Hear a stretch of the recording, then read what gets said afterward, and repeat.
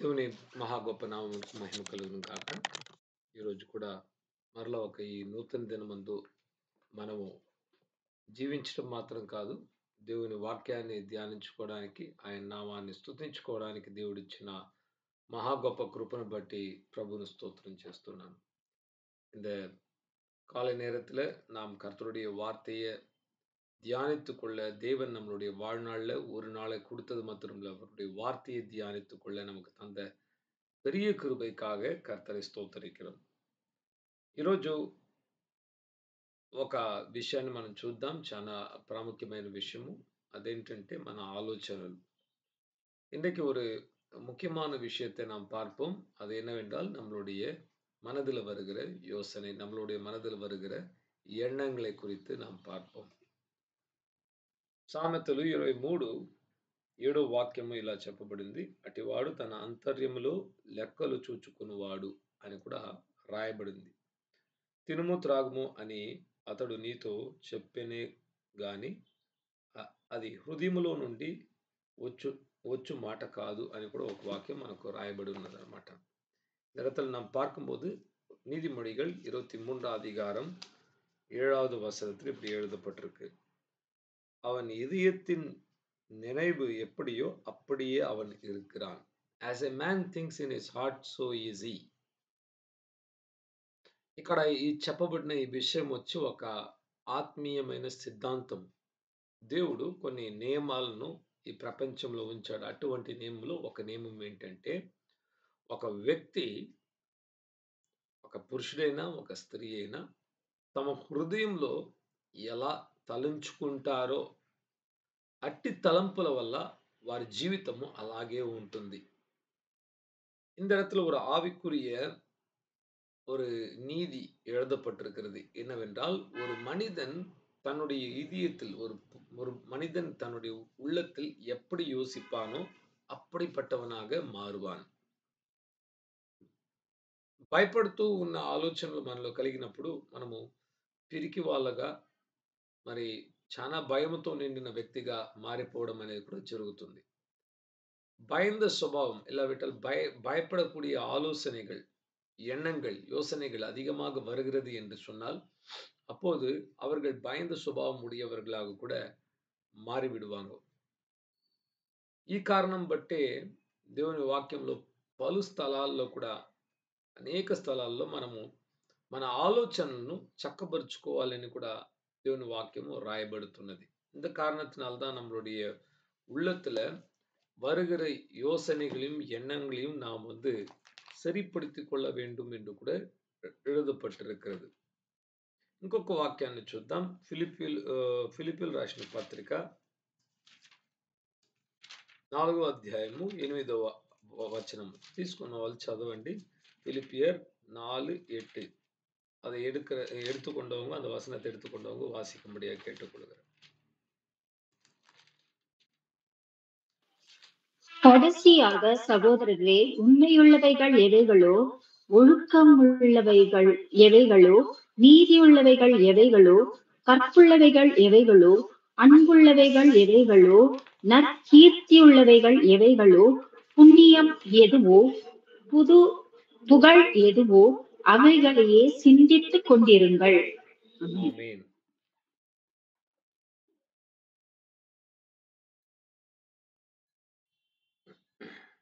తెలుగులో ఇలా రాయబడింది. 4వ అధ్యాయము 8వ వచనం. మెట్టుకు సహోదరులారా, ఏ యోగ్యత అయినను మెప్పైనను ఉండిన ఎడల, ఏవి సత్యమైనవో, ఏవి మాన్యమైనవో, ఏవి న్యాయమైనవో, ఏవి పవిత్రమైనవో, ఏవి రమ్యమైనవో, ఏవి ఖ్యాతి గలవో, వాటి మీద ధ్యానం ఉంచుకునుడి అని రాయబడి ఉన్నదన్నమాట. చూడండి, బైబిల్ వాక్యం ఏం చెప్తుంది? ఎటువంటి విషయం మీద మన మనస్సు, మన హృదయ తలంపులు కలగాలంటే, న్యాయమైన వాటి మీద మన మనస్సు ఉండాలని కూడా దేవుని వాక్యం చెప్పబడుతున్నది.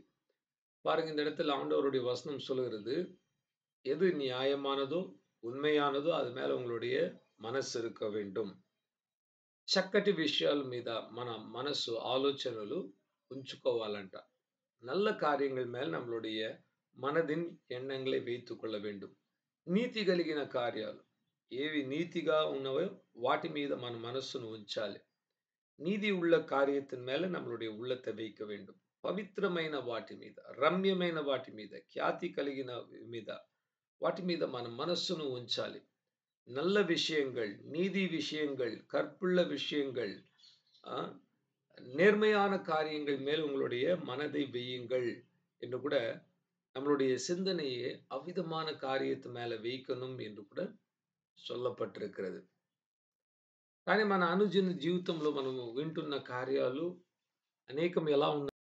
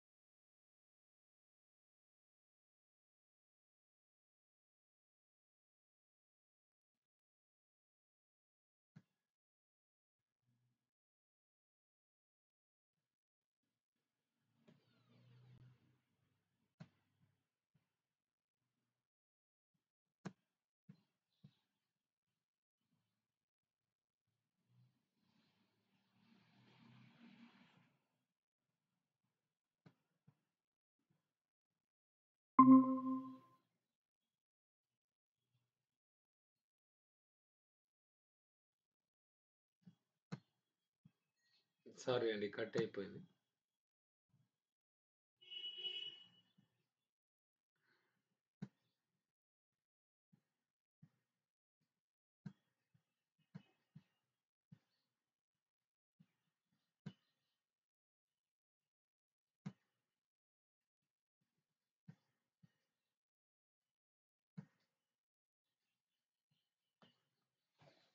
ఓకే, వినపడుతుందా నా వాయిస్ మీకు? Yes, Pastor.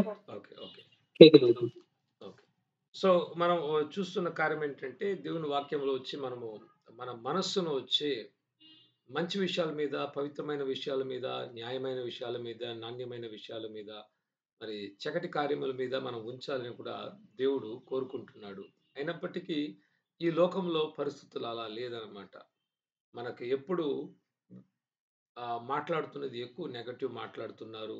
మనం చూసే న్యూస్ అయినా ప్రతి స్థలంలో వచ్చి ఆహ్, దేవునికి విరుద్ధమైన కార్యాలు, లేకపోతే అవిశ్వాసం నిండిన కార్యాలు, భయముతో నిండుకున్న కార్యాలు, ఆందోళనతో నిండుకున్న కార్యాలే ఎక్కువ மாట్లాடட்டும் మనం చూస్తున్నాం. நம்மளுடைய வாழ்க்கையில நம்ம பார்க்கும்போது ஆண்டவர் சொல்லுகிறார், உங்களுடைய மனதை வந்து நீங்க வந்து நியாயமானது மேலும், நீதி உள்ளது மேலயும், பரிசுத்தமானது மேலயும் நீங்க வந்து அ மேன்மையான காரியங்கள் மேல, புகழ் பெறுகிற காரியங்கள் மேல உங்களுடைய சிந்தனைகளை வைக்க வேண்டும் என்று சொல்லுகிறார். ஆனால் உலகத்துல அப்படி நிலைமைகள் இல்ல.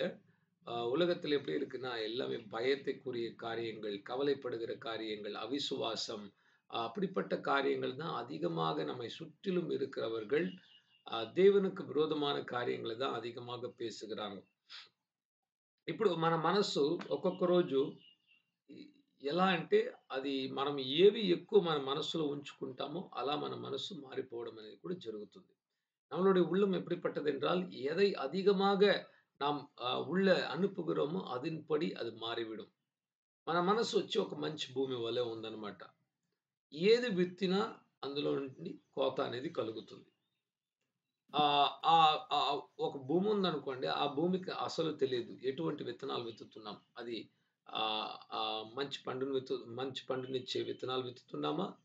లేకపోతే పాయిజనస్ సీడ్స్, ఓకే, మరణాన్ని కల్పించే కార్యాన్ని విత్తుతున్నామని ఆ భూమికి తెలియదు. ఏది విత్తినా అది మొలచి అక్కడి నుండి ఆ చెట్టు అనేది పెరగడం ప్రారంభించుకుంటుంది. பாருங்க, நம்ம வந்து ஒரு விதை விதிக்கும்போது நமக்கு விதைக்கும்போது அந்த பூமிக்கு அது தெரியாது. அந்த நிலத்துக்கு அது தெரியாது. நல்ல விதையா, கெட்ட விதையா என்று தெரியாது. அது விதைக்கிறவங்களுக்கு தான் தெரியும். ஒரு முறை போட்டு விட்ட உடனே அது வந்து அந்த இடத்திலிருந்து వளர்ந்து ஒரு చెడియాగ வந்து కని கொடுக்க ఆరంభించి విடும். అదే విధంగా మన మనస్సు అన్నది కూడా అటువంటి ఒక స్థలముగా ఉన్నదన్నమాట. ఈ మనస్సులో ఎటువంటి ఆలోచనలు మనము అనుమతిస్తున్నాము, ఎటువంటి ఆలోచనలకు మనము ప్రాధాన్యతను, ప్రాముఖ్యాన్ని ఇస్తున్నాము, అటువంటి మనుషులుగా, అటువంటి వ్యక్తిగా మారిపోవడం అనేది కూడా భవిష్యత్తులో రోజు రోజుకి మనము అటువంటి ఒక వ్యక్తిగా మారుతున్నామని కూడా గుర్తుంచుకోవాలి. நம்ம ஒவ்வொரு நாளும் நம்மளுடைய உள்ளத்துல ஆலோசனைகள், எண்ணங்களுக்கு இடம் கொடுக்கும்போது, எப்படிப்பட்ட எண்ணங்களுக்கு இடம் கொடுக்கிறோம் என்று நாம் கவனித்து பார்க்க வேண்டும். அது நம்மளுடைய உள்ளத்துல நாம் வந்து இடம் கொடுக்க அப்படிப்பட்ட ஒரு మనిదనాగా మారివిడ పోగురోం. మన హృదయంలో మన గురించి మనం ఎలా ఆలోచిస్తున్నాం? நம்மளுடைய உள்ளத்தில் நம்மை குறித்து நாம் எப்படி யோசிக்கிறோம்? పలుమార్లు మనం ఎలా ఆలోచిస్తున్నాం? నేను పాపిని, నేను పాపిని, నేను పాపిని, నేను పాపిని. అటువంటి ఆలోచనలన్నమాట. నేను అవినీతి పరుడిని, నేను అవినీతి చేసేవాడిని. అలా ఆలోచిస్తూ ఉంటే ఏం జరుగుతుందంటే, పాపం అనేది మరింత ఎక్కువ చేస్తూ ఉంటారే గానీ, విముక్తి అనేది కలగదు. నేను పాపినని గ్రహింపు కలిగిన వెంటనే ఏం చేయాలి అక్కడ? పాప క్షమాపణ పొందుకొని, యేసుక్రీస్తు రక్తం చేత కడుగబడి, తన బిడ్డలుగా, కుమారులుగా, కుమార్తెలుగా దేవుని యొద్ద వచ్చి, ప్రభువా నీ నీతి చేత నీ నీతిని నాకు మంచి తెల్లటి దుస్తులుగా ఇచ్చి, నా హృదయాన్ని చక్కపరిచి, పవిత్రునిగా చేయండి ప్రభు అని అడిగి, నేను క్రీస్తులో పవిత్రుడిని అని కూడా ముందుకొస్తే తప్ప మన జీవితాలు మారవండి. பாருங்க, எப்பவுமே ஒரு கிறிஸ்தவர்கள் நான் பாவி, நான் அநீதிமான், நான் அநீதி செய்கிறேன், எனக்குள்ள குறை இருக்கிறது என்று நினைத்துக்கொண்டு அப்படி நம்மளுடைய உள்ளத்துல நினைக்க அப்படிப்பட்ட சிந்தைகள் உண்டாக என்ன நடக்கும்னா, நம்ம அதிகமா பாவத்த தான் செய்வோம். ஏனென்றால் நம்மளே நம்மளுடைய உள்ளத்துல வந்து நான் பாவி என்கிற ஒரு காரியத்தை நாம் வந்து விதைத்துக் கொண்டிருக்கிறோம். ஆனால் ஒரு பாவ உணர்வு வந்த உடனே என்ன செய்யணும்? உடனே நம்மளுடைய பாவத்தை நாம் அறிக்கை செய்துவிட்டு, ஆண்டவர்கிட்ட மன்னிப்பு கேட்டு, அவருடைய சித்தத்துக்கு ஒப்புக் கொடுத்து, ஆண்டவராகிய இயேசுவே உம்முடைய நீதியினால் என்னை நீதிகரியும், உம்முடைய பரிசுத்தத்தினால் என்னை அலங்கரியும் என்று சொல்லி, அவருடைய பரிசுத்தத்தை பெற்றவர்களாக முன்னுக்கு நாம் வர வேண்டும். మనము క్రీస్తు ద్వారా నీతిమంతులమని కూడా మనము దేవుని వాక్యంలో చదువుకుంటున్నాం. యేసుక్రీస్తువిன் మూలமாக நாம் నీతిమాన్கள் என்று కూడా நாம் వాసిக்கிறோம். అదే విధంగా మన మనసులో ఎప్పుడు నా శరీరంలో బలహీనత, నాకు రోగము, నాకు వ్యాధి, నాకు ఇలా ఉంటుంది, నా లెవెల్స్ ఇలా ఉంటాయి, నా షుగర్ పెరుగుతూ ఉంటుంది, నా నా యొక్క నొప్పులు పెరుగుతుంటుంది. అటువంటి ఆలోచనలు కలుగుతుంటే అప్పుడు ఏం చేస్తున్నాం? మనము వ్యాధికి ఒక స్థలాన్ని ఇచ్చేస్తున్నాం. అలా మనం ఆలోచించుతూ ఉంటే, నేను రోగిని ఆలోచిస్తుంటే నిజంగానే మనకు వ్యాధులు మరింత ఎక్కువై ఒక రోగిగా మారిపోయి చివరికి మన ఆరోగ్యము క్షీణించిపోవడం అనేది కూడా జరుగుతుంది. దానికి బదులుగా యేసుక్రీస్తు కొట్టబడిన దెబ్బల చేత నాకు స్వస్థత కలిగెను, నేను ఆరోగ్యవంతుడిని, ఆరోగ్యవంతురాలని మన హృదయంలో మనం విశ్వసించిన యెడల అటువంటి తలంపులు, నేను ఆరోగ్యంగా ఉన్నాను అనే తలంపులకు మనము స్థలాన్ని ఇచ్చి, దేవుని దెబ్బల చేత, యేసుక్రీస్తు పొందిన దెబ్బల చేత నాకు స్వస్థత అని అనుకున్నప్పుడు, మన మనస్సులో తలంచినప్పుడు, మనము విడుదలను పొందుకోవడం మాత్రం కాదు, మన ఆరోగ్యం అనేది చక్కగా చిగురించడం మొదలుపెడుతది. நம்மளுடைய உள்ளத்துல பாருங்க, நம்ம வந்து எப்பவுமே எனக்கு ஒரு நோய் இருக்கு, எனக்கு ஒரு வியாதி இருக்கு, எனக்கு சுகர் இருக்கு, எனக்கு இந்த பிரஷர் இருக்கு, எனக்கு கை வலி, கால் வலி, இத அதிகமா யோசிக்க அந்த வலி மேல நம்மளுடைய அந்த வேதனை மேல நம்மளுடைய மனதை வைக்க அந்த வேதனை அதிகமாக பெருகி போய்க்கிட்டே தான் இருக்கும். ஏனென்றால் எதை மேல் நம்மளுடைய மனதை வைக்கிறோமோ அது பெருகிட்டே இருக்கும். நாம் என்ன செய்யணும்? அதற்கு பதிலாக, ஆண்டவரே உம்முடைய தழும்புகளால் நான் சுகமானேன், நான் கிறிஸ்துக்குள்ளாக நான் சுகமாயிருக்கிறேன் என்று யோசிக்கும்போது, நம்மளுடைய உள்ளத்துல ஒரு சுகம் உண்டாகும். ஒரு ஆரோக்கியம் உண்டாகும். நான் ஆரோக்கியமா இருக்கிறேன். நான் ஆரோக்கியமா இருக்கிறேன். இயேசுவின் தழும்புகளால சுகமாயிட்டேன் என்று யோசித்த உடனே, நாம் வந்து సుగத்தை పెற முடியும். రోమీయులు రాసిన పత్రిక 6వ అధ్యాయము 6వ వాక్యంలో చెప్పబడుతుంది. మీరు క్రీస్తుతో కూడా కొట్టబడ్డారు, సిలువ వేయబడ్డారు, పాత మనిషి చనిపోయాడు, క్రీస్తులో మీరు సంపూర్ణులుగా మారున్నారని కూడా తలంచుడి అని దేవుని வாக்கியம் చెప్తుందన్నమాట. ரோமர் 6 அதிகாரம் 6வது வசனத்துல சொல்லி இருக்கிறது.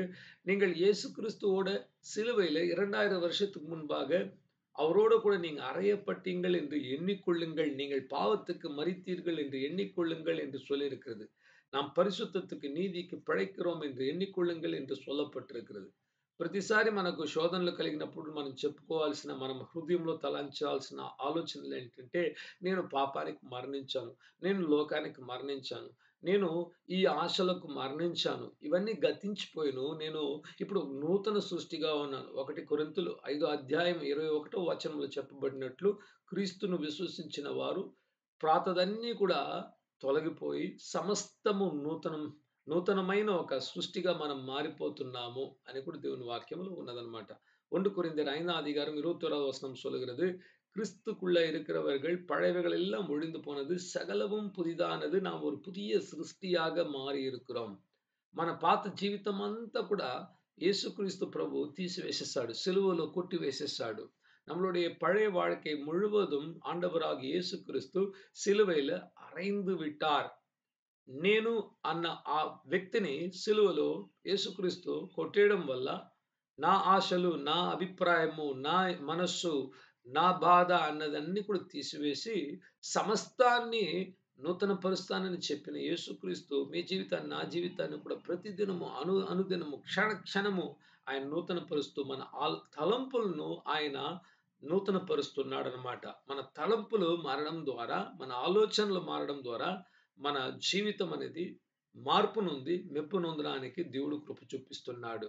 பாருங்க, நம்ம ஆண்டவருக்குள்ளாக இருக்கும்போது ஒவ்வொரு நாளும், ஒவ்வொரு நிமிடமும், ஒவ்வொரு நொடியும் நம்மளுடைய உள்ளம் வந்து புதிதாக்கப்படுகிறது, நம்மளுடைய மனசு புதிதாக்கப்படுகிறது, நம்மளுடைய உள்ளம் புதிதாக்கப்படுகிறது. அது நிமித்தமாக, அதன் காரணமாக நம்மளுடைய வாழ்க்கை சீரடைந்து நாம் செம்மையான ஒரு வாழ்க்கைக்குள்ளாக வாழ முடிகிறது.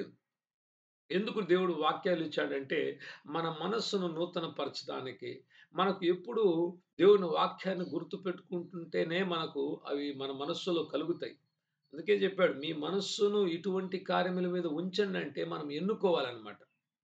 వేటి మీద మన మనస్సును ఉంచాలని కూడా మనం నిర్ణయించుకొని వాటి మీదే మన మనస్సును ఉంచాలి. మనకు అందరూ కూడా కొరతలున్నాయి. కొరతలు లేని వారు ఎవరన్నా ఉన్నారా? బాధలు లేని వారు ఎవరన్నా ఉన్నారా? మరి సమస్యలు లేని వారు ఎవరన్నా ఉన్నారా? అందరికి சமஸ்யல் ఉన్నాయన్నమాట. இன்றைக்கு யோசிச்சு பாருங்க, யாருக்காவது பிரச்சனை இல்லாதவங்க இருக்கிறாங்களா? வியாதி இல்லாதவங்க இருக்கிறாங்களா? பலவீனம் இல்லாதவங்க இருக்கிறாங்களா? என்று யோசித்து பார்த்தா எல்லாருக்கும் ఏదో ஒரு ప్రచన இருக்கும். కొందరికి పనిలో సమస్యలు ఉంటాయి, కొందరికి జాబ్ లేదని సమస్య, కొందరికి ఉన్న జాబ్ చేసుకోలేకపోతున్నామన్న ఒక సమస్య, சிலருக்கு வேலை இல்லை என்கிற ஒரு பிரச்சனை, சிலருக்கு என்னுடைய வேலை அதிகமா இருக்குது, செய்ய முடியல என்கிற பிரச்சனை. కొందరు తినాలనుకుంటే తిండి దొరకడం లేదు, కొందరికి తినడానికి తిండి నిండుగా ఉంటే కూడా శరీరంలో ఉన్న రోగాల వల్ల తినలేకపోతున్నారు. சிலருக்கு வந்து சாப்பிட அதிகமான பொருட்கள் சாப்பிட இருந்தாலும் சாப்பிட முடியாம, உடல் நிலை காரணத்தினால் சாப்பிட முடியாம இருக்கிறது. மற்றவங்க வந்து சாப்பிடுகிறதுக்கு நல்ல ஆரோக்கியம் இருந்தா அவங்களுக்கு வந்து உணவு கிடைக்கிறது கிடையாது. அவங்க விரும்பின ఆహారం அவங்களுக்கு கிடைக்கிறது கிடையாது. కొందరొచ్చి కొన్ని కొన్ని సమస్యల్లో వచ్చి చిక్కుపోతున్నారన్నమాట. ஆனா சிலர் வந்து கொஞ்சம் கொஞ்சம் சில பிரச்சனைகள்ல இருந்து கொண்டே இருக்கிறாங்க. ఏదో ఒక సమస్య ఒక మనిషిని ఎప్పుడు ఏలుబడి చేయడానికి ప్రయత్నిస్తూ ఉందన్నమాట. వాళ్ళలో ఉన్న కొరత, వాళ్ళలో ఉన్న బలహీనత, వారి మనస్సు, వారి తలంపులనంతా కూడా నింపేస్తున్నది. ஒவ்வொரு மனிதனுக்கும் அவங்களுடைய வாழ்க்கையில இருக்கிற குறை, அவங்களுடைய குடும்பத்துல இருக்கிற குறை, அவங்களுடைய உள்ளத்தை ఆளுగై செய்கிறது. డబ్బులు లేదు నాకు కట్టుకోవడానికి, డబ్బులు లేదు నేను తినడానికి, కొనుక్కోవడానికి అన్న ఒక మనస్సు ప్రతి ఒక్కరిలో మన కొరత వచ్చి మనల్ని ఏలుబడి చేస్తుందన్నమాట. என்கிட்ட வந்து பணம் இல்ல, பொருள் வாங்க, துணியை வாங்க, எனக்கு தேவையான வசதி இல்லை என்று நினைக்கிற அந்த ఆలోచన வந்து நம்மளை ముழுமையாக కట్టుகிறது. చూడండి, మన ఆలోచనల ద్వారా మనం బంధింపబడి ఉన్నామన్నమాట. మన మనస్సులో ఈ ఆలోచనలు, తలంపులు మనల్ని అనేక మార్లు చేంజ్ చేస్తుందంటే ఒక చెరసాలలాగా మారి, బలమైన దుర్గము కోటలుగా అది మారి మన మనస్సును బంధకంలో ఉంచడం అనేది అంటూ కూడా మన ద్వారా మన హృదయంలో మనం ఆలోచించే ఆలోచనను బట్టే జరుగుతుందన్నమాట.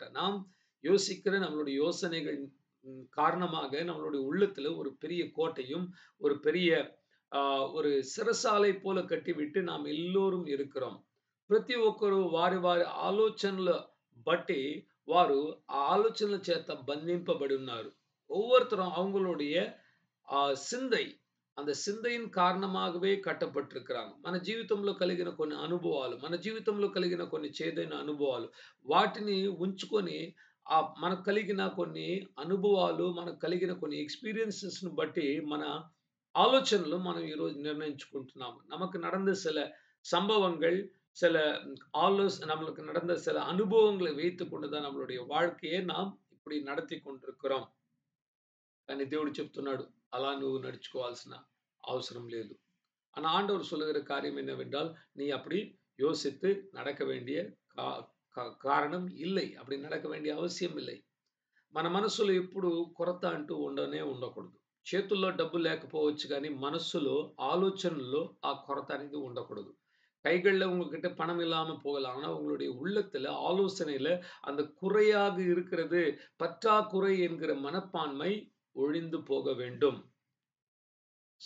మనము కీర్తనలు 23 ఒకటో వాక్యం అందరికి మంచిగా తెలిసిన ఒక వచనం అన్నమాట. యెహోవా నా కాపరి నాకు లేమి కలుగదు. எல்லோருக்கும் தெரிந்த ஒரு வசனம் சங்கீதம் 23:1 கர்த்தர் என் மெய்ப்பராய் இருக்கிறார், நான் தாட்சி అడయేన్. మనందరికి తెలిసిన ఒక దేవుని పేరు యెహోవా ఈరే. సమస్తాన్ని యెహోవా చూచుకుంటాడు, ఆయన నడిపిస్తాడు. యెహోవా ఈరే கர்த்தர் எல்லாம் பார்த்துக் கொள்வார், எல்லா தேவைகளையும் அவரே సంధిப்பார். మన జీవితంలో యెహోవా ఈరే, మన జీవితంలో యెహోవా నా కాపరి అంటూ ఒక వ్యక్తి ఉండగా మనకేంటి కొరత? நம்மளுடைய வாழ்க்கையில யெகோவா ஈரே இருக்கும்போது, நம்மளுடைய வாழ்க்கையில கர்த்தர் என் மெய்ப்பராய் இருக்கிறார் என்கிற அந்த கர்த்தர் இருக்கும்போது என்ன குறை இருக்கிறது பாருங்க. మన ఆలోచనలో సమృద్ధిగా దేవుని విశ్వాసము, సమృద్ధిగా దేవుడిచ్చే బహుమతిని పొందుకునే ఒక మనస్సు, ఆశీర్వాదాన్ని పొందుకునే ఒక మనస్సు, స్వస్థతను పొందుకునే ఒక మనస్సు, తన రక్తము చేత కడుగుబడే అనుభవం కలిగిన ఒక మనస్సు, పవిత్రతలో మనం ఎక్కువ ఎదిగే ఒక మనస్సు, ప్రేమలో అత్యధికంగా ఇతరులను ప్రేమించేవారుగా అటువంటి ఒక మనస్సులో ఆలోచనలు మనలో సమృద్ధిగా కలగాలి మొట్టమొదటిగా. நம்மளுடைய உள்ளத்தின் எண்ணங்கள்ல மற்றவங்களை நேசிக்கவும், மற்றவங்களை விடுதலை செய்யவும், சுகம் பெறவும், ஆசீர்வாதத்தை பெறவும், தேவனுடைய இரத்தத்தினால கழுவப்படவும், விசுவாசத்திலும் எல்லாவற்றிலும் நாம் நிறைவுள்ளவர்களாக நம்மளுடைய உள்ளத்துல, நம்மளுடைய ஆலோசனைகள்ல, சிந்தைகள்ல நாம் ఐశ్వర్యవాన్‌గలాగా మార வேண்டும். మొట్టమొదటిగా మన ఆలోచనలు మారాలి. మన ఆలోచనలు కొరతలు వెళ్ళిపోవాలి. நம்மளுடைய உள்ளத்துல இருக்கிற ఎண்ணங்கள்ல இருக்கிற குறைகள் పోయివిడ வேண்டும்.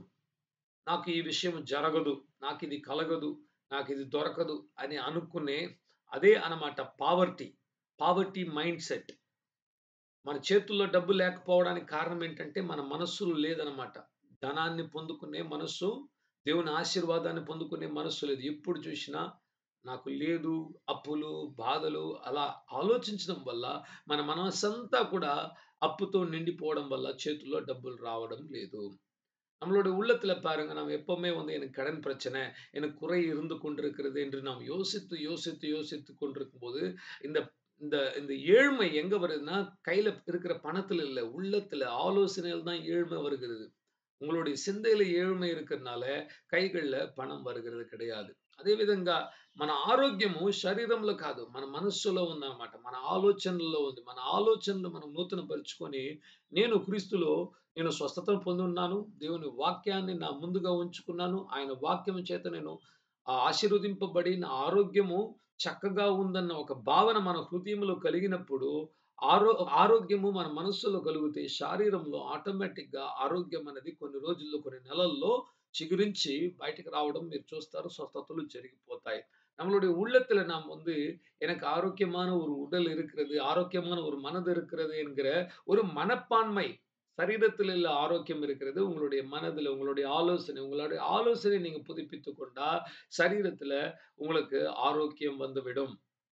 అదే విధంగా నేను ఒక పరిశుద్ధుడిని, నేను నీతిమంతుడిని అనే క్రియలు జరగకముందు మన ఆలోచనలో కలగాలనమాట. నేను నీతిమంతుడిని, నేను పాపము చేయను, నేను పరిశుద్ధతని కోరుకుంటాను, నేను దేవుని వాక్యాన్ని కోరుకుంటాను, దేవుని పవిత్రమైన మార్గాన్ని కోరుకుంటాను, నేను నీతిమంతుడు, నేను దేవుని కుమారుడు, కుమార్తె అన్న విశ్వాసము, మనస్సు, ఆలోచనలు బలంగా కలిగినప్పుడు మనం చేసుకునే ప్రతి ఒక్క నిర్ణయము, ఎన్నుకునే మార్గం అన్నీ కూడా దేవుని చిత్తానుసారంగానే ఉంటుంది గానీ, దేవునికి విరుద్ధంగా మనం ఎన్నుకోనే ஆஸ்காராలు தங்கிப்போத்தாய்.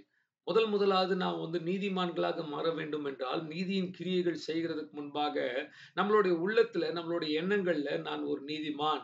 நான் நீதியின் கிரியைகள தான் செய்ய பிறந்திருக்கிறேன். நான் நீதியாக நடக்கப் போகிறேன். பரிசுத்தமான காரியங்களை தேர்ந்தெடுக்கப் போறேன். பாவத்தை நான் வெறுக்கப் போகிறேன். நீதியான காரியத்தை நான் தேர்ந்தெடுக்கப் போறேன். நான் ஒரு தேவனுடைய குமாரன், குமார்த்தி என்கிற ஒரு ஆலோசனை நமக்குள்ளாக பலமாக உண்டாகிவிட்டால், அந்த மனப்பான்மை நம்மளுடைய அனுதின வாழ்க்கையில நாம் தேர்ந்தெடுக்கிற காரியங்கள் பரிசுத்தமானவைகள், செம்மையானவைகளை நாம் தேர்ந்தெடுத்துக் கொள்வோம். మన ఆలోచనల్లో ప్రేమ అనేది చాలా ఎక్కువ ఉండాలన్నమాట. మనము ప్రేమించడానికి ముందు, ఇతరులని ప్రేమించడానికి ముందు దేవుణ్ణి ప్రేమించాలి. మనతో ఉన్న ప్రతి ఒక్కరిని మనం ప్రేమించాలి అని కూడా యేసుక్రీస్తు ప్రభు చెప్పాడు. అలా ప్రేమించాలంటే మొట్టమొదటిగా మన ఆలోచనలో నేను ప్రేమ కలిగిన వ్యక్తిని అనే ఒక ఆలోచన నాలో యేసుక్రీస్తు ఉన్నాడు గనుక ఆయన పరిశుద్ధాత్మ ద్వారా రోమీయులకు రాసిన పత్రిక 5వ అధ్యాయం 5వ వాక్యంలో చెప్పబడినట్లు దేవుడు తన పరిశుద్ధాత్మ ద్వారా అగాపె ప్రేమ, దేవుని ప్రేమను మన హృదయంలో కుమ్మరిస్తున్నాడు. ఆ ప్రేమను నేను పొందుకుంటున్నాను గనుక నేను ప్రేమతో నడుచుకునే వ్యక్తిగా ఉంటాను. ఇతరులను ద్వేషించను, ఇతరుల మీద కపటమైన మాటలు మాట్లాడను, చాడీలు చెప్పను, గొడవలు పెట్టను అనే ఒక మనస్సు మనలో కలిగి, నేను సమాధానాన్ని కోరుకుంటున్నాను, ప్రేమను కోరుకుంటున్నాను మనస్సు మనకు కలిగినప్పుడు మన జీవితం కూడా మరింత ఎక్కువగా ప్రేమమయంగా మారిపోవడం అనేది కూడా జరుగుతూ ఉంటుందన్నమాట. நம்மளுடைய உள்ளத்துல நாம் வந்து நான் அன்பானவனாக இருக்கிறேன், எனக்குள்ள பரிசுத்த ஆவியின் மூலமாக தேவன் தன்னுடைய அன்பை ஊத்தியிருக்கிறார் என்று ரோமர் 5:5 சொல்லப்பட்ட வசனம் நமக்குள்ள பதியும் போது, ஆம் நான் அன்பானவன், எனக்குள்ள அன்பு தான் இருக்குது, நான் சமாதானத்தை உண்டாக்குறவன், நான் பிரச்சனையை உண்டாக்குறவன் இல்ல, நான் வந்து குறை சொல்லுகிறவன் அல்ல, நியாயத்திருக்கிறவன் கிடையாது என்று யோசிக்கும்போது நமக்குள்ளாக இருக்கிற அன்பு அதிகமாக పెరుగ ఆరంభికం. మనలో ఆలోచన కలగాలి. నాలో యేసుక్రీస్తు నివసిస్తున్నాడు. వాక్యం చెబుతుంది కదా! 1 యోహాను 4వ అధ్యాయం 4వ వచనం. ఈ లోకంలో ఉన్న వానికంటే మీలో ఉన్నవాడు గొప్పవాడు. வசனம் சொல்லுகிறதல்லவா 1 யோவான் 4 அதிகாரம் 4வது வசனம். இந்த உலகத்தில் இருக்கும் அவனை விட உங்களுக்குள்ளாக இருக்கிறவர் பெரியவர். నాలో గొప్పవాడున్నాడు. నాలో ప్రభువైన యేసుక్రీస్తు జీవిస్తున్నాడు. నాలో తండ్రి యగు దేవుడున్నాడు. నాలో పరిశుద్ధాత్మ దేవుడున్నాడు. ఎక్కడో పరలోకములో మాత్రం కాదు, నాలో కూడా నివసిస్తున్నాడు అన్న గ్రహింపు మనలో కలిగినప్పుడు, మనకు ఎక్కడ లేని ఒక ధైర్యము, మన మనస్సు పవిత్రమైన వాటి మీద ఉంచుకోవడానికి, మన మనస్సులో ధైర్యం కలిగిన వారిగా, విశ్వాసము కలిగిన వారిగా, అద్భుతాలను కోరుకుంటూ, అద్భుతాన్ని పొందుకోవడానికి ప్రతి ఒక్క మన మనస్సులో ప్రతి ఒక్క ఆలోచనలో కూడా అద్భుతాన్ని పొందుకునే ఆలోచనలు మనలో బలంగా కలిగినప్పుడు, అద్భుతాలనేవి కూడా జరగడానికి మొదలవుతుంది. நம்மளுடைய உள்ளத்துல இயேசு கிறிஸ்து எனக்குள்ள வாழுகிறார், பரிசுத்த ஆவியானவர் எனக்குள்ள வாழுகிறார், பிதாவாகிய தேவன் எனக்குள்ள வாழுகிறார் என்கிற ஆலோசனை வரும்போது, அற்புதங்கள், அடையாளங்கள் நம்மளுடைய வாழ்க்கையில அனுதினமும் நடக்க ஆரம்பித்துடும். ஏன்? பரலோகத்துல இருக்கிற தேவன் எனக்குள்ளாகவும் இருக்கிறார், எங்களுக்குள்ளாகவும் இருக்கிறார், உங்களுக்குள்ளாகவும் இருக்கிறார் என்கிற ஒரு మనపాన్மை வந்த உடனே సகలము మారుం. చివరిగా ఏం చెప్పాలనుకుంటున్నానంటే, మనం ఎలా ఆలోచిస్తున్నామో అటువంటి వారుగా மாறிப்போயதனது மாத்திரமும் காயமோ. நாம் எப்படி யோசிக்கிறோமோ அப்படிப்பட்டவர்களாக நாம் మారుகிறோம் என்பது నిశ్చయமான విషయం. ఇన్ని సంవత్సరాలు మనం ఎలా ఆలోచించుకున్నామో దాన్ని బట్టే మన ఆర్థిక పరిస్థితి ఈరోజు ఉండే పరిస్థితి అయినా, మన మానసిక పరిస్థితి అయినా, మన ఆత్మీయమైన పరిస్థితి అయినా, మన ఆరోగ్య విషయమైనా, మన కుటుంబాల్లో ఉన్న సంబంధాలైనా ప్రతి ఒక్కటి మీ యొక్క ఆలోచనలో మీ జీవితాన్ని రూపించింది. కానీ దేవుడు మన జీవితంలో జరగడానికి ప్రతి ఒక్క కార్యానికి దేవుడొచ్చి బాధ్యత కాదు. நம்மளுடைய வாழ்க்கையில இந்த நாள்ல நாம் இருக்கிற நிலைமை, அது ஆவிக்குரிய நிலைமையா இருக்கலாம், சரீரத்தில இருக்கிற ஆரோக்கிய நிலைமையா இருக்கலாம், நம்மளுடைய குடும்பத்தில இருக்கிற நம்மளுடைய உறவுகள்ல இருக்கிற அந்த நிலைமையாக இருக்கலாம், நம்மளுடைய சரீரத்தில இருக்கிற பலனா இருக்கலாம், மனதில இருக்கிற ஆரோக்கியமா ஆலோசனைகளா இருக்கலாம். இவைகள் எல்லாம் எப்படி ஏற்படுது என்றால், இத்தனை வருடங்களாக நம்மளுடைய உள்ளத்துல எப்படிப்பட்ட ஆலோசனைகளுக்கு நாம் இடம் கொடுத்து யோசித்து சிந்தித்திருக்கிறோமோ, அதன் காரணமாக தான் இன்றைக்கு இப்பேற்பட்ட நபராக நாம் மாறி இருக்கிறோம். நம்மளுடைய வாழ்க்கையில் நடக்கிற எல்லா காரியத்துக்கும் தேவன் కారణర్ கிடையாது. బాగా అర్థం చేసుకోండి. మన జీవితంలో ఏవి అన్నీ జరుగుతుంటే అన్ని దేవుని చిత్తమని తీసుకోకూడదు. మనం ఆలోచిస్తున్న ఆలోచనలు, మనం నిర్ణయిస్తున్న నిర్ణయాలను బట్టి దేవుని చిత్తం అనేది కూడా మారిపోతూ ఉంటుంది. நாம் எடுக்கிற சில முடிவுகளின் படி, நாம் எடுக்கிற சில நாம் வைத்துக் கொள்ளுகிற நம்மளுடைய உள்ளத்தில் இருக்கிற ஆலோசனைகள் படி சில தேவனுடைய சித்தம் கூட மாறி போய்விடும். ఉదాహరణకు దేవుడు అబ్రహాముతో మాట్లాడి 75 సంవత్సరాలుండగా సరా ఒక కుమారుడిని కనుతది. మీకు ఒక సంతానము కలుగుతుందని దేవుడు వాగ్దానం ఇచ్చినప్పుడు, వాగ్దానం జరగడానికి ఆలస్యం అవుతుంటే సారా ఏం చెప్పింది అబ్రహాముతో? బహుశా దేవుడొచ్చి వేరొక భార్య చేత నీకు ఇస్తాడేమో. హగ్గరు నా యొక్క పని మనిషిని నువ్వు తీసుకో, ఆవిడని భార్యగా చేసుకొని నాకు ఒక బిడ్డను కనివ్వంటే ఆయన అలాగే చేసుకొని ఇస్మాయిల్‌ను కన్నాడు. కానీ దేవుని చిత్తం అదా అని అడిగితే లేదు. మరలా మందేళ్లున్నప్పుడు ఇస్సాకును దేవుడు ఇవ్వడం అనేది జరిగిందనమాట. ஆபிரகாமுடைய வாழ்க்கையில உதாரணமா நாம் பார்க்கும்போது தேவன் அவரோடு பேசினார். உனக்கு ஒரு குமாரனை கொடுப்பேன். உன்னுடைய சந்ததி ஆசீர்வதிக்கப்பட்டிருக்கும். சாராள் ஒரு குழந்தை பெற்றெடுப்பாள் என்றால் இவங்க என்ன செஞ்சாங்க? சமயம் போகிறதுனால, காலம் போய் கொண்டிருக்கிறதுனால, தாமதமாய் கொண்டிருக்கிறதுனால ஆண்டவர் தன்னுடைய வாக்குத்தத்தத்தை இப்படிதான் நிறைவேற்றுவாரோ என்று சொல்லி ஆகார் என்கிற வேலைக்காரியை மனைவியாக்கிக் கொள் என்று ஆபிரகாமுக்கு கொடுத்து அவங்களும் மனைவியாக்கிக் கொண்டு இஸ்மயேலை பெற்றெடுத்தாங்க. ஆனா அதுக்கு பிறகு தேவன் 100 வயது இருக்கும்போது ఆబ్రహాముக்கும் సారాళుக்கும் ఈసాకే దేవుని కుడతాంగ. ఆ విషయంలో మీరు బాగా గమనించిన ఎడల దేవుని చిత్తము ఇసాకే. ఇస్మాయిల్ అనే వ్యక్తి పుట్టాల్సిన అవసరం లేదు, పుట్టకూడదు. కానీ పుట్టాడు. పుట్టిన వల్ల ఈ రోజు వరకు ప్రపంచంలో అల్లకల్లోలము, ఆందోళన, భయాందోళన కలుగుతుంది. గొడవలు జరుగుతుందంటే ఇస్మాయేలు కారణం బట్టే. இன்றைக்கு வரைக்கும் இஸ்மவேல் தேவனுடைய சித்தத்திலே கிடையாது. ஈசாக்கு தான் பிறந்திருக்கணும். ஆனால் ஒரு மனிதன் செய்த சுய ஆலோசனையினால் நடந்த காரியம் இன்றைக்கு வரைக்கும் இஸ்மவேல் என்கிற ஒரு மனிதன் பிறந்து அதன் மூலமாக உலகத்தில் எப்பேற்பட்ட ஆபத்துகள், விபத்துகள், పోరాటங்கள், సండైகள் நடக்கிற காரியம் நமக்கு எல்லாருக்கும் தெரியும். మన జీవితంలో ఇంతవరకు జరిగినవన్నీ కూడా దేవుని చిత్తం అనుకోవడం చాలా పెద్ద పొరపాటు. కొన్ని మార్లు మనం అలా అనుకుంటాం. నా జీవితంలో జరిగినవన్నీ దేవుని చిత్తమే. కాదు. మీ ఆలోచనలు, మీ మనసులో మీరు నిర్ణయించుకున్న కార్యాన్ని బట్టి మీ జీవితాన్ని మీరు మార్చుకుంటున్నారు. దేవుడు మనకు స్వేచ్ఛనిచ్చాడు. ఎలా నడుచుకోవాలి, ఎలా జీవించాలని స్వేచ్ఛనిచ్చాడు. మనల్ని బలవంతపరిచే దేవుడు కాదు. మనల్ని అదుపులో ఉంచుకొని మనము అంగీకరించి దేవుని సన్నిధికి అప్పగించుకోకపోతే దేవుడు నడిపించడు. பாருங்க, நம்மளுடைய வாழ்க்கையில் நடக்கிறது எல்லாமே தேவனுடைய சித்தம் என்று நினைப்பது தவறு. அப்படி நினைத்தால் அது ஒரு பெரிய பாவம். ஏனென்றால் எல்லாம் தேவனுடைய சித்தம் கிடையாது. நாம் எப்பொழுது பரிபூர்ணமாக ஒப்பு கொடுத்து ஆண்டவருடைய சித்தத்துக்காக எதிர்பார்த்து அவருக்கு முழுமையான அதிகாரத்தை கொடுத்தாதான் அவர் செய்வார். இல்லாவிட்டால் அவர் நமக்கு ஒரு சுய அதிகாரத்தை கொடுத்திருக்கிறார். நம்மளுடைய வாழ்க்கையை நாம் மாற்றிக்கொள்ளவோ அமைத்துக் கொள்ளவோ நமக்கு ஒரு சுய விருப்பத்தை கொடுத்திருக்கிறார். அப்படி கொடுக்காம కட்டாయப்படுத்துகிற దేవుని கிடையாது. దేవుడు మనకు స్వేచ్ఛనిచ్చాడే గనక 10 రోజులు ప్రార్థించుకోకపోయినా ఏం జరగడం లేదు. దేవుడు వచ్చి ఎప్పుడైనా చెప్తున్నాడా? నువ్వు ఎందుకు ప్రార్థించలేదు, ప్రార్థించని చెప్పడం లేదు. వాక్యంలో చెప్పాడు. మనకు తెలుసు. చేసినా చేయకపోయినా అది మన ఇష్టం. ஒரு 10 நாள் நம்ம ஜெபிக்காம இருந்தாலும் ஆண்டவர் என் மகனே, என் மகளே 10 நாள் ஜெபிக்கல என்று சொல்லுவாரா? சில நேரங்களில் உணர்த்துவார். ஆனால் ஜெபிக்கிறது ஆண்டவருடைய சித்தம் என்று தெரிவித்தார். அது செய்கிறது செய்யாம போகிறது நம்மளுடைய சித்தம். రోమీయులకు రాసిన పత్రిక 8వ అధ్యాయము 28వ వాక్యము చాలా తప్పుగా అందరూ ఉపయోగించుకునే వాక్యం ఏంటంటే, సమస్తము మేలు కొరకే జరుగును అనే వాక్యం చెప్పబడుతుంది. ఆ వాక్యాన్ని తీసుకొని ఏది జరిగినా మన జీవితంలో మేలు కొరకే జరుగుతుందన్న ఒక ఆలోచన మనలో కలుగుతుంది. కానీ అది తప్పుడైన ఆలోచన. நம்மளுடைய உள்ளத்துல ஒரு யோசனை வருகிறது, ஒரு சிந்தனை வருகிறது. ரோமர் 8ஆம் அதிகாரம் 28வது வசனம், சகலமும் நன்மைக்கு ஏதுவாக நடக்கும் என்று சொல்லும்போது எல்லாமே நன்மைக்கு ஏதுவாக நடக்கும் என்று நாம் நினைக்கிறோம். அது ரொம்ப తవరాన కార్యం. ఎல்லாம் నన్மைకి ఏదువాగా నడకాదు. ఉదాహరణకు ఈ లోకాన్ని చూడండి. హత్యలు జరుగుతున్నాయి. అది దేవుని చిత్తమా? కాదు. ఆత్మహత్య చేసుకుంటారు. దేవుని చిత్తమా? కాదు. క్రైస్తవులు కాని వారిని వివాహం చేసుకుంటారు. దేవుని చిత్తమా? కాదు. இந்த உலகத்துல நாம் பார்க்கும்போது அநேக காரியங்கள் நடக்குது. கொலை நடக்குது. ஆம், ஆ, ஆ, தற்கொலை நடக்குது.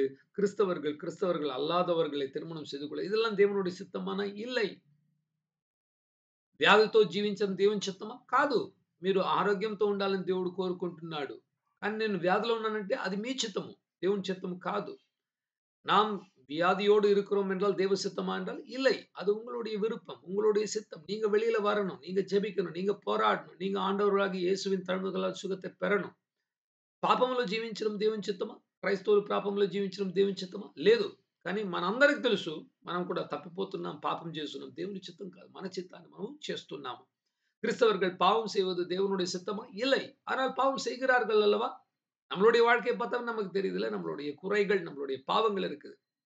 అప్పుడు ఆ వాక్యాన్ని మనం చక్కగా అర్థం చేసుకోవాలి. రోమీయులకు రాసిన పత్రిక 8వ అధ్యాయం 28వ వచనము ఏం చెప్తుంది? పూర్తిగా చదవాలి వాక్యాన్ని. బాగా దీర్ఘంగా చదివి, ఆలోచించి, అందులో ఉన్న అర్థాన్ని తీసుకోవాలే తప్ప, గుడ్డిగా ఎవరో చెప్పిన ఒక మాటని నమ్మేయకూడదు. ரோமர் 8:28 என்ன சொல்லியிருக்கிறது? அந்த வசனத்தை நம்ம அழகாக வாசிக்க வேண்டும். தீர்க்கமாக வாசித்து, என்ன எழுதப்பட்டிருக்கிறது என்று யோசித்து, அந்த வசனத்தினால நம்மளுடைய உள்ளத்தை கட்டிக்கொள்ள வேண்டுமே தவிர, யாரோ ఏదో சொன்னாங்க என்று சொல்லி இந்த వసనத்தை ఎత్తుకొల్లకూడదు. ఆ వాక్యం ఏం చెప్పబడుతుంది? దేవుని చేత పిలువబడిన వారు, దేవుణ్ణి ప్రేమించే వారికి సమస్తము మేలు కొరకై జరుగును. అక్కడ 2 కండిషన్స్ ఉన్నాయండి. ఆ 2 కండిషన్స్ మనము చేసినప్పుడే అక్కడ ఉంచబడిన కొన్ని సిద్ధాంతము, అక్కడ ఉంచబడిన కొన్ని నియమాలున్నాయి. 2 ఉన్నాయి. ఒకటొచ్చి దేవుని చేత మనం పిలువబడి ఉండాలి.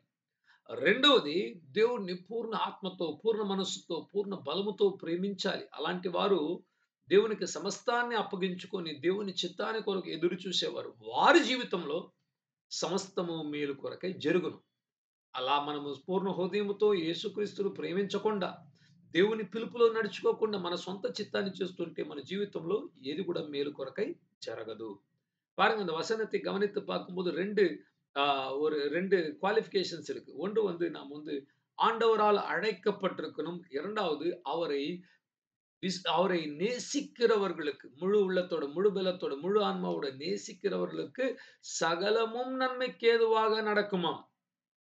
அவரை முழுமையா நேசிக்கணும். முழுமையா நேசித்தா முழுமையா ஒப்பு கொடுக்கணும். முழுமையா ஒப்பு கொடுத்தா அவருடைய சித்தத்துக்காக எதிர்பார்க்கணும். அவருடைய வார்த்தையை விசுவாசிக்கணும். அப்படிப்பட்டவங்களுக்கு தான், அவர் யோசிக்கிற மாரி யோசிக்கணும். அப்படிப்பட்டவங்களுக்கு தான் எல்லாமே நன்மைக்கு ఏదువాக நடக்கும். ఎఫెసీయులకు రాసిన పత్రిక 5వ అధ్యాయం మొదటి వాక్యం ఇలా చెప్తుంది. Be ye imitators of God. అంటే దేవుని వలె మీరు నడుచుకోండి. దేవుని ఆలోచనలు ఎలా ఉంటాయి? అటువంటి ఆలోచనలు మనలో కలగాలి. దేవుని ఆలోచనలు పవిత్రత, దేవుని ఆలోచనలు నీతి, దేవుని ఆలోచనలు న్యాయము, దేవుని ఆలోచనలు మరి వచ్చి కనికరము, ప్రేమ, ప్రతి ఒక్క మంచి గుణము ఆయనలో ఉంటూ ఉంటుంది. అటువంటి ఆలోచనలు మనలో కలగాలి. எபேசியர் 5வது அதிகாரம் 1வது வசனம் சொல்கிறது, நீங்கள் தேவனைப் போல நடந்து கொள்ளுங்கள். அவரை வந்து ஜஸ்ட் எக்ஸாக்ட்டா ஆண்டவர் எப்படி நடந்து கொள்கிறாரோ, கடவுளை போல உங்களுடைய மனசு கூட இருக்கணும். ஆண்டவருடைய உள்ளத்துல வருகிற எண்ணங்கள் எப்படி இருக்கும்? பரிசுத்தமான எண்ணம், விசுவாசமான எண்ணம், அன்பான சிந்தைகள், இரக்கம், தயவு, நீதி, நியாயம், அப்படிப்பட்ட காரியங்கள் தான் அதிகமா இருக்கும். அப்படிப்பட்ட அதே மனசு நமக்குள்ளாக கூட இருக்கணும். పితావాகிய దేవునుடைய మనస్సుకుள்ள இருக்கிற అదే ఆలోచనలు நமக்குள்ள இருக்கணும். తండ్రియగు దేవుని మనస్సులో కలిగే అదే ఆలోచనలు ఈ రోజు అదే తలంపులు మనలో కూడా కలగాలి. ప్రభువైన యేసుక్రీస్తు ఆయన మనస్సులో ఉన్న అటువంటి తలంపులు మన తలంపులుగా మారాలి. ఆண்டவராகிய இயேசு எப்படி யோசிப்பாரோ அதே போல நம்மளுடைய யோசனை மாற வேண்டும்.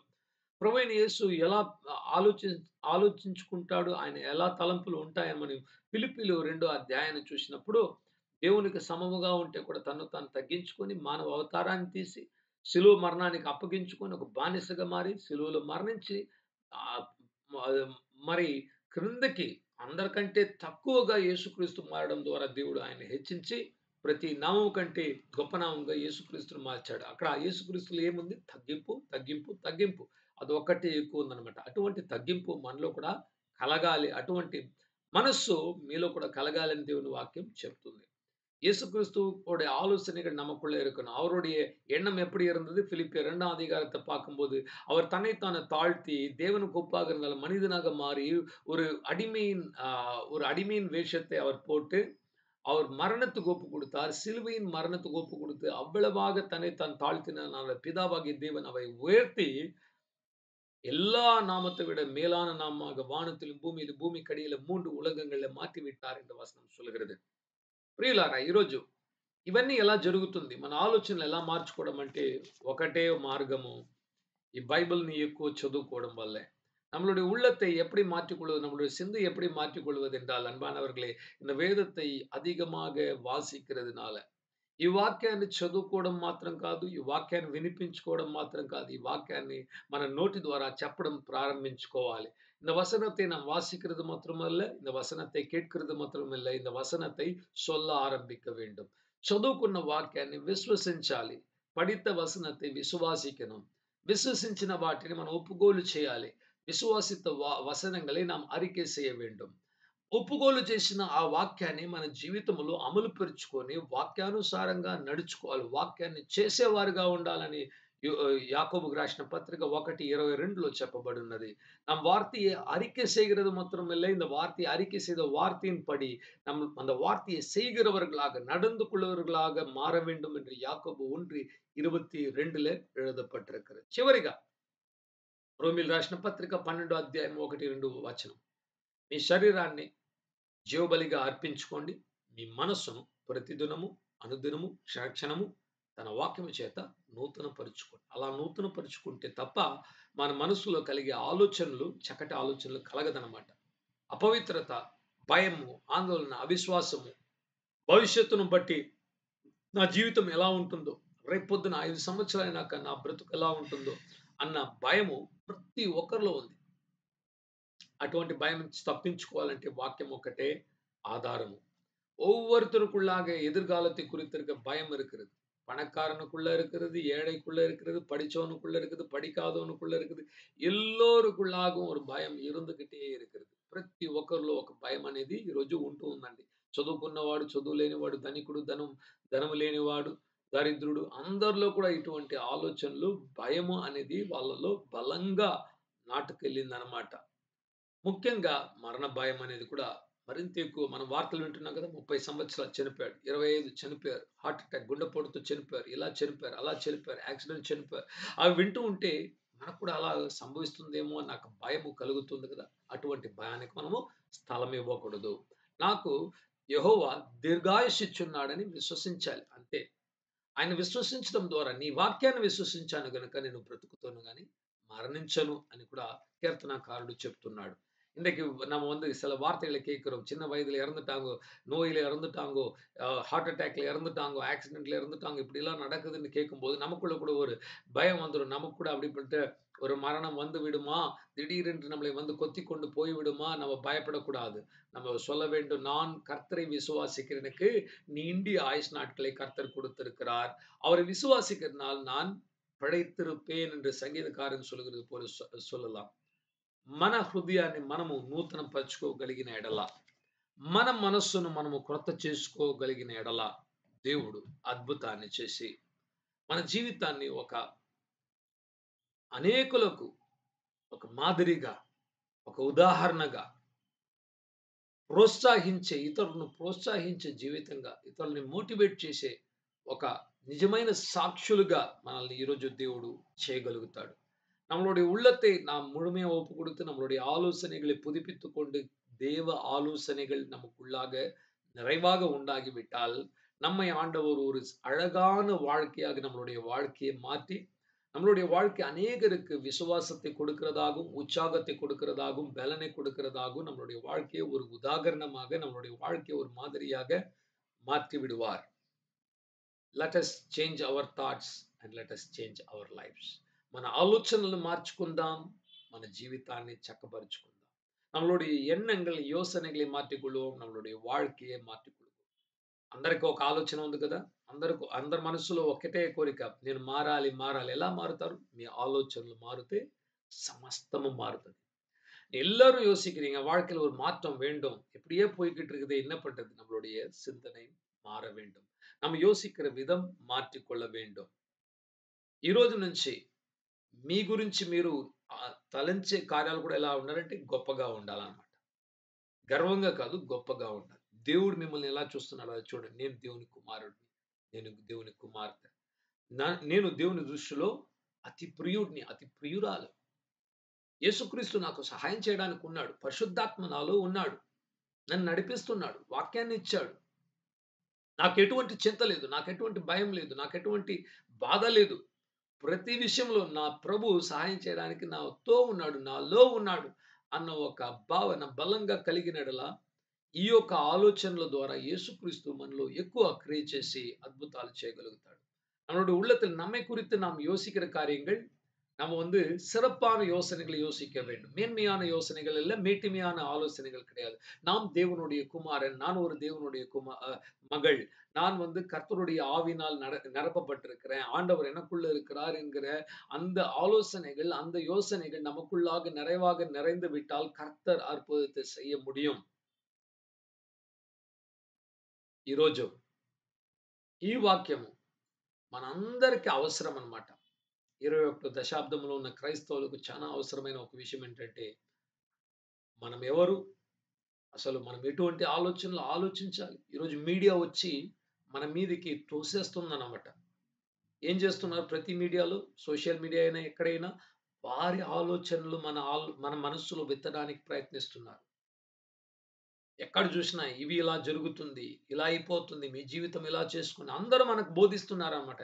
ఈ ఈ ఈ యొక్క ప్రొడక్ట్ కొనుక్కోండి. అప్పుడు మీకు బాగుంటుంది. ఇలా చేసుకోండి. ఈ జాబ్ చేయండి. అందరూ వారి ఆలోచనలు మనలో విత్తడానికి ప్రయత్నిస్తున్నారు. దేవుని ఆలోచనలు ఉన్నాయి. మనం ఎన్నుకోవాలి ఇప్పుడు. అన్నీ పక్కన పెట్టి దేవుడిచ్చే ఆలోచనలు మాత్రం మన హృదయంలో మంచి నేలలో నాటుకునేలా ఫలించే జీవితంగా, ఆశీర్వాదకరమైన జీవితంగా, ఇతరులకు ఆశీర్వాదం కలిగిన వారిగా కుటుంబాలు బలపడడానికి, స్థిరపడడానికి సహాయమవుతుంది. இன்னைக்கு பாருங்க சோசியல் மீடியா மூலமாக அநேக செய்திகளை கொடுத்து நம்மளுடைய உள்ளத்தை பிடிக்கும்படியாக அவங்க ரொம்ப அவங்க வந்து பிரயாசப்பட்டு கொண்டிருக்கிறாங்க. நம்மளுடைய உள்ளத்துல இதை செய்யுங்க, அதை செய்யுங்க, இப்படி இருங்க, அப்படி இருங்க, இப்படிதான் சமையல் செய்யணும், இதெல்லாம் சொல்லி நம்மளுடைய உள்ளத்தை அவங்க எடுக்க பார்க்கிறாங்க. அவைகள் எல்லாம் கொஞ்சம் தூரம் வைத்து, ஆண்டவரே உங்களுடைய எண்ணங்கள், உங்களுடைய மனசுல இருக்கிற யோசனை, ஆசை, விருப்பம் அவைகளால் என் உள்ளத்தை நிரப்பும் என்று கேட்கும்போது தேவன் நம்மை நிரப்பி விடுவார். நம்மளுடைய வாழ்க்கைகள் అద్భుతంగా మారివిடும். మనము ప్రభువా నీ యొక్క ఆలోచన చేత నన్ను నింపు, నీ తలంపులు నాలో నిత్యము ఉండాలని కోరుకున్నప్పుడు మన జీవితము ఆశీర్వాదకరంగా మారిపోతుంది. మన జీవితాన్ని చూసి బలపడే వాళ్ళు, నేర్చుకునే వాళ్ళు అనేకులు భవిష్యత్తులో కలుగుతారు. நாம் அப்படிப்பட்ட ஒரு வாழ்க்கையை வாழ்ந்து, ஆண்டவரே உம்முடைய சித்தத்தில் நடக்கிறேன் என்று சொல்லும்போது நம்மளுடைய வாழ்க்கை அநேகருக்கு ஒரு ஒரு உற்சாகத்தை கொடுக்கிற ஒரு வாழ்க்கையாக, அநேகர் நம்மளுடைய வாழ்க்கையை பார்த்து కట్టుకొలుగిற ஒரு வாழ்க்கையாக కూడా ఆండవర్ మార్చువారు. దేవుడి వాక్యాన్ని దీవించును గాక. మనం ప్రార్థించుకుందాం. కర్తరిన వచనங்களை ఆశీర్వదింపారు.